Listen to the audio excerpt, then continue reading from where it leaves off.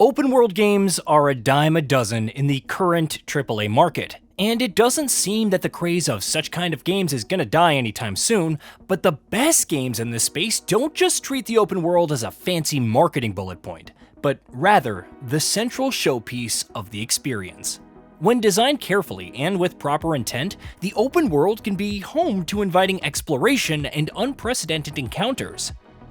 This console generation has given us gamers with certain experiences that adhere to these principles and make for the best in class.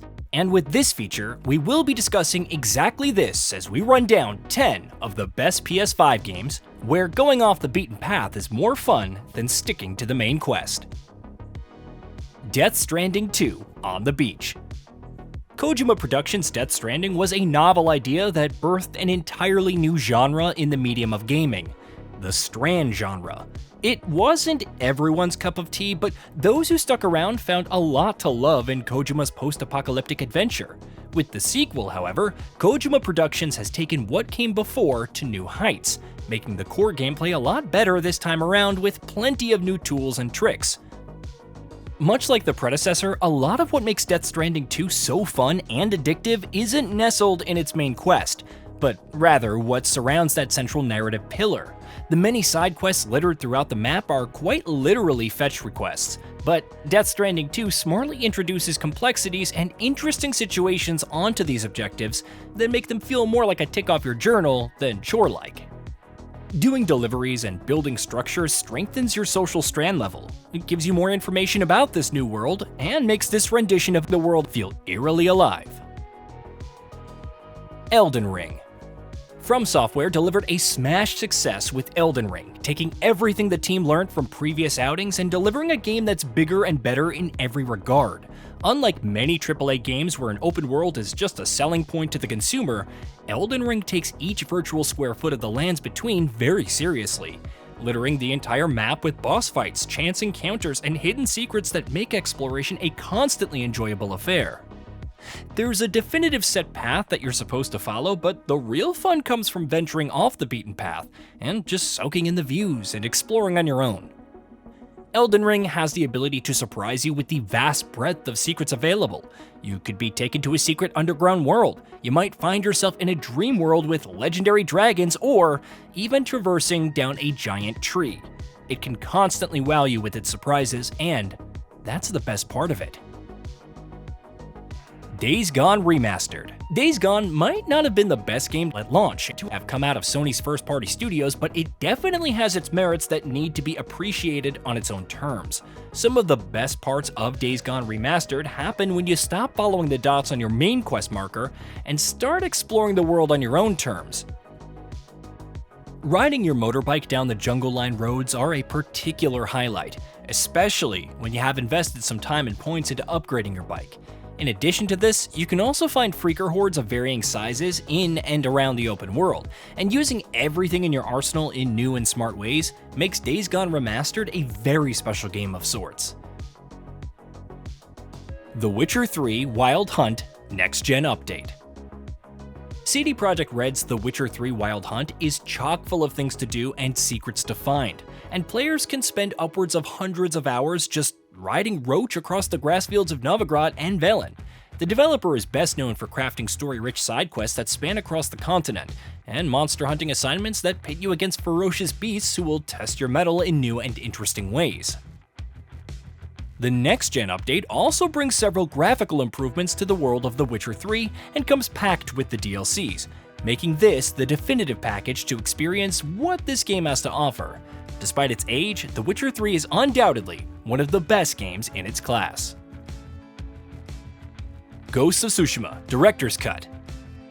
Ghost of Tsushima was a game that was well out of the developer's comfort zone, but the immaculate execution of those ideas and the beautiful world where it all goes down makes it one of the best open-world games of this generation.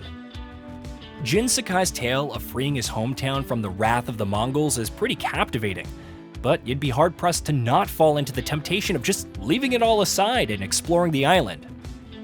There are several side activities to pursue, ranging from liberating villages to finding secrets and taking part in the many mythic tales peppered throughout the region. The world is serene and rich in design, making it a perfect backdrop where you can just stop and take in all of the visual splendor.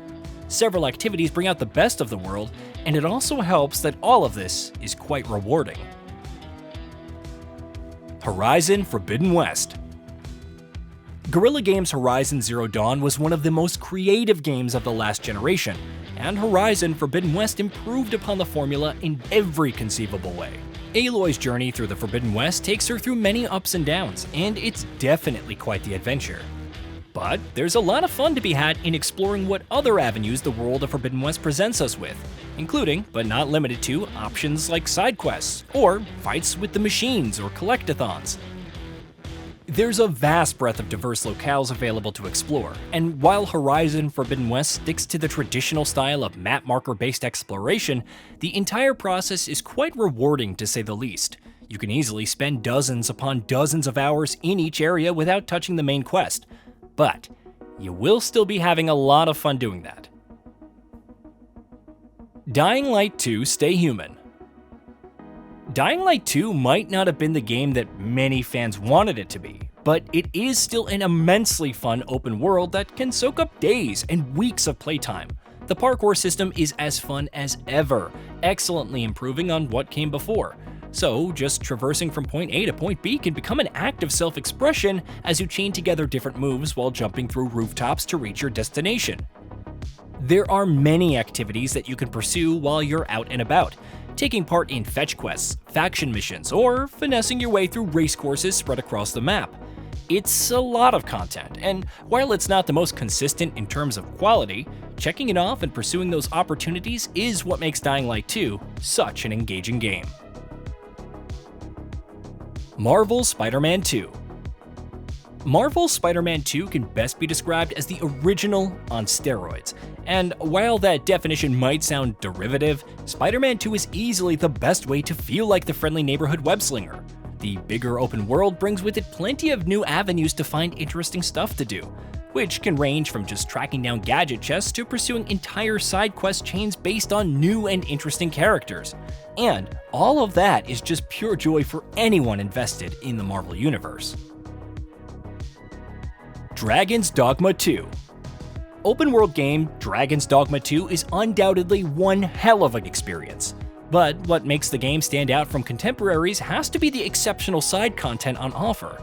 The kind of content that isn't just about farming items, but rather exploring the world and finding cool new things in the process. The side quests here are also time sensitive, which means that you will not be able to attempt certain quests should you take too long to come and explore. And that is a very clever way to nudge players into exploring the world. Final Fantasy VII Rebirth. Final Fantasy VII Rebirth takes the strong foundations of the original release and puts a new spin on it. On top of a fresh coat of graphical paint, Final Fantasy VII Rebirth also introduces new side content that makes it feel like a more complete experience. It's not particularly necessary to track down each side quest or farm resources, but you will be stripping away some of the best moments if you end up sticking to just the main quest. A great party of well-written characters, a huge world filled with diverse locales, and branching storylines all come together to make Rebirth one of the best games in its class. Hey, did you know that we at GamingBolt upload new videos every day? Stick around, drop a like, subscribe, and hit that bell. And let us know what kind of content you'd like to see in the future with a comment below.